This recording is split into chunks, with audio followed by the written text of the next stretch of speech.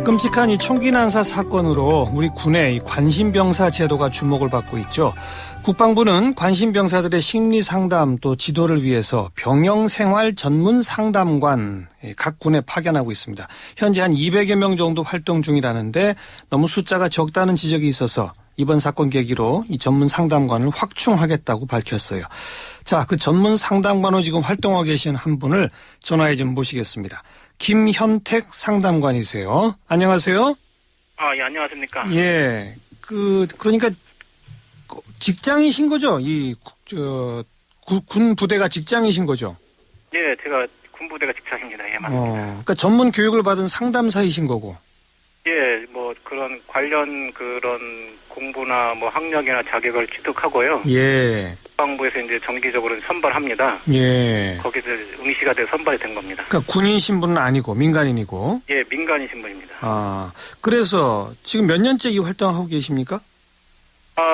저는 지금 2009년부터 현재까지 하고 있고요. 예. 지금 6년 차가 됩니다. 그렇군요. 그러면 어느 정도 규모의 부대를 담당하시는 겁니까? 지금 보통 우리가 뭐 군의 조직 육군으로 잡으면은 예. 연대급 정도 이렇게 보통 잡을 수가 있거든요. 연대급의 한 명꼴로? 예, 대략 지금 한 2,000명에서 3,000명 사이 정도? 어허. 지금 현재 그렇게 대략 됩니다. 알겠습니다. 대략 평균 잡아서 한 1인당 2,000~3,000 명 정도의 사병을 담당한다. 이렇게 보면 되겠네요. 예, 맞습니다. 그래서 구체적으로 어떤 활동을 하시는 겁니까? 일일이 그 2,000~3,000 명 병사를 매일 상담하는 건 아니실 테고, 그죠? 예, 기본적으로 이제 군에서 자체적으로 심리 검사가 있습니다. 예. 군에서 개발한 게 있거든요. 그걸 통해 가지고 어느 정도 이제 그 스킬을 체크를 합니다. 예. 그래서 해당 부대에서 이제 좀 상태가 안 좋다, 부정을 한다. 예. 그럴 경우에 이제 이 상담관한테 상담을 의뢰를 합니다. 예. 뭐 그런 경우도 있고 이제 제가 또 상담관 입장에서 직접 이제 나서가지고 예.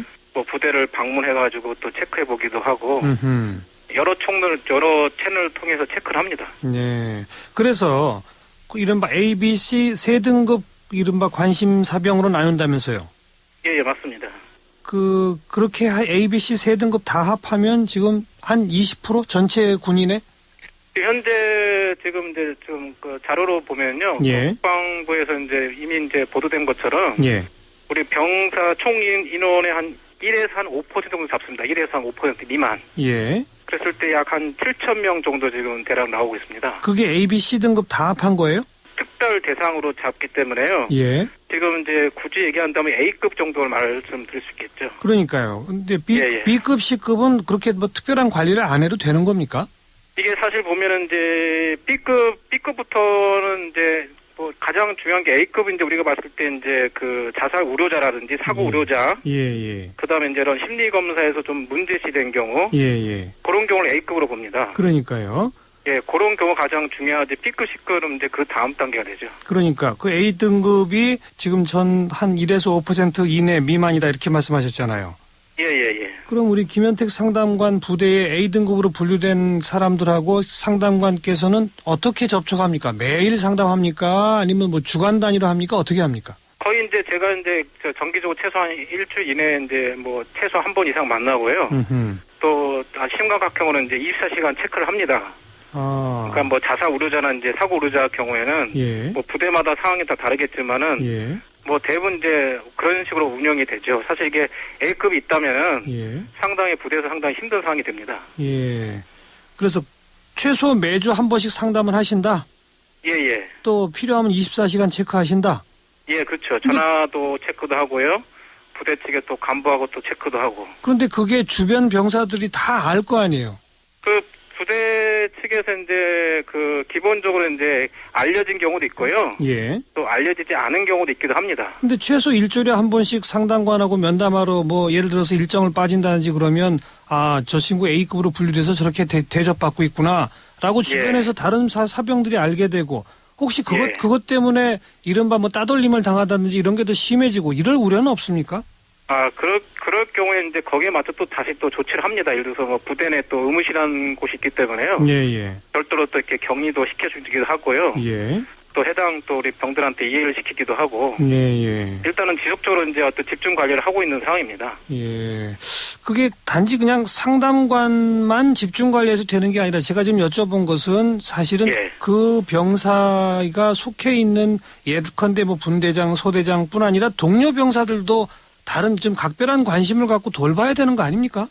예, 맞습니다. 그래서 그런 측면은 이제 제가 또 필요할 경우는요. 우리 병들에게 또 얘기도 하기도 하고요. 또 그 담당 또 간부 쪽에도 그런 쪽으로 좀 언급 좀 해달라고 좀 이렇게 거기에 맞게끔 이제 쉽게 이제 눈높이식으로 요 병사 이런 부분이 있으니까 좀 도와달라 그런 식으로 또 당부를 시키기도 합니다. 그런데 이번에 사고가 난 임모병장의 경우에는 한때 A급 관심병사로 분류됐다가 B급으로 분류가 다시 바뀌었고 그리고 그냥 GOP 안에서 실탄까지 지급받으며 근무를 했는데 조금 더 조사를 해봐야 되겠습니다만 부대 안에서 상당한 따돌림을 받았던 것으로 현재 지금 보인단 말이죠. 그거는 이제 좀 상황을 좀 봐야 되겠죠. 일단 뭐 조사를 하고 있는 과정인데요. 근데 이게 이제 사실 뭐 어떤 이제 그 보통 우리가 표현하면 이제 군에서는 이제 뭐 부정을 이렇게 보통 얘기합니다. 부정이요. 부적응, 그러니까 왕따란 그런 용어보다는 부정 이렇게 표현하실 때 거기에 이제 여러 가지 다 체크를 해서 부대 측에서 할 수 있는 것은 다 합니다. 하는데 이제 이런 경우 이제 이건 사실 돌발적인 부분도 있기도 하거든요. 그리고 가장 큰 게 제가 말씀드리고 싶은 것은 그 심리적인 하나 심리 장애랄까요? 하나의 어떤 그 정신병리 성격 장애? 뭐 그런 부분도 요인이 있기도 하죠. 그건 상당히 돌발적이기도 하죠. 그럼 특히나 그렇게 정신병리적 성격 장애 같은 게 있다 그러면 사전에 체크가 됐다면 사실은 조기 전역을 시키거나 그랬어야 맞는 거 아닐까요? 예, 맞습니다. 현재도 그래서 지금 군에서도 이제 현역 복무 부적합 제도가 있기도 하고요.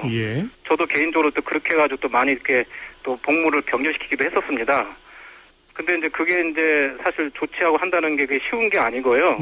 또 부대 측에서 아까 이미 이제 보도된 것처럼 뭐 병력 뭐 수급 관계라든지 그다음에 근무가 예를 들어서 뭐 여러 명 해야 되는데 한 명이 빠지면 여러 가지 어려움도 있지 않습니까?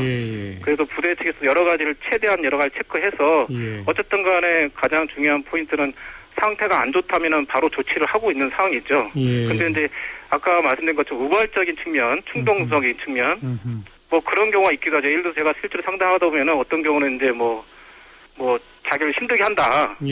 그래서 뭐 죽이고 싶다. 뭐 그런 경우도 있기도 합니다. 그런 상담을 하게 되면 그 병사를 어떻게 하십니까? 그럴 경우에 이제 일단은 제가 심리적인 안정을 또 취하게 하고요. 그다음에 이제 거기에 맞춰가지고 현재 이게 이 상황이 어떻게 됐는지 본인이 이제 이렇게 생각한 이유가 뭔지도 체크해보고 또 부대 상황도 제가 체크도 하고 또 본인한테 이해도 시키기도 하고요. 그렇게 해서 이제 본인이 또 깨닫게 하기도 합니다. 조기 전역 시킨 사례도 있습니까? 그런 경우 꽤 많이 있습니다. 지금 뭐 각군별로 있는데. 알겠습니다. 그런데 혹시 이 병영생활 전문 상담관이 보기에는 이거 조기 전역을 시켜야 되겠다라고 해서 건의를 했는데 일선 중대장이나 연대장급에서 우리 병력 수급 때문에 안 된다 이렇게 해서 안 되는 경우는 없었습니까? 그런 경우는 저는 그런 경우는 없었습니다. 저가 경험한 경우에서는요. 뭐 실제로 이제 그런 여러 가지 자료가 있기 때문에요. 알겠습니다. 그러면 어쨌든 지금 현재로서는 이 전문 상담관 우리 김현택 상담관 같은 분의 숫자를 좀 더 늘리고 또 그분들의 판단에 충분한 권위와 존중을 좀 해서 즉각적인 조치가 좀 이루어질 수 있게 이렇게 돼야 되겠군요. 맞습니다. 아니, 어느 정도 이제 현재 상담관제도 운영을 잘 하고 있는데요. 여기에 따른 어떤 뭐 권한의 어떤 지금 말씀하신 그런 부분도 필요하기도 하고요. 또 부대 내 또 정신과 군의관도 있기도 합니다. 또 군종장교가 있기도 하고 여러 채널도 하는데 뭐 지금 말씀하신 대로 이제 그런 부분이 좀 보완이 되면은 좀 더 나아지겠죠. 제가 왜 이런 질문을 하냐면 보도에 따르면 지금 현재는 관심병사의 등급을 변경하는 그 권한이 대대장 이상 지휘관은 그 권한을 갖고 있다면서요. 그러니까 사실은 A급을 B급으로 내리면 안 되는데 막 내리고 이런 사례들이 벌어질 수도 있는 거 아니겠습니까? 워낙 또 여러 가지 조직도 많고 이제 군이 많다 보니까요. 그런 부분도 이제 또 될 수도 있겠죠. 근데 그런 부분도 좀 보완이 좀 필요하기도 하고요. 그러니까 지금 말씀한 어떤 이제 우리 전문 상담관 의견 부분이라든지 그 여러 가지 어떤 그 전문 심사 어떤 그런 부분도 같이 뭐 병행될 필요도 있겠죠. 그런 관심 사병으로 분류된 분들하고 상담할 때 그 사병들은 주로 어떤 어려움을 제일 많이 털어놔요? 가장 큰 게 이제 쉽게 얘기하면 이제 부정입니다. 뭐 군대 들어왔는데 힘들다. 뭐 그런 얘기도 하기도 하고 이제 뭐 그 어떤 규칙적인 생활도 힘들다. 예. 그리고 이제 뭐 좀 뭐 그 누가 이제 날 힘들게 한다. 예. 뭐 스트레스를 준다, 압박감을 준다. 예. 누가 나한테 뭐라고 한다. 예. 그리고 지금 뭐 어떤 뭐 그 우울증인 우울하다. 그렇죠. 그리고 이제 뭐 이성 문제 호소하기도 하고요. 현재 지금은 이제 뭐 자기한테 주어진 업무가 너무 힘들다. 예. 뭐 그렇게 보통 호소들 합니다. 예, 매우 다양하군요. 예, 다양합니다. 근데 한마디로 말하면 아무튼 그 조직에 얽어매어져 있는 상황을 못 견디는 거군요. 그렇죠. 뭐 아시다시피 뭐 군이라는 게 특수한 조직 아니겠습니까? 알겠습니다. 이름이 관심사병이면 정말 모든 사람들이 관심을 가져줘야 되는데 관심을 제대로 못 가져줘서 이런 문제가 터진 거 아닌가 싶고요.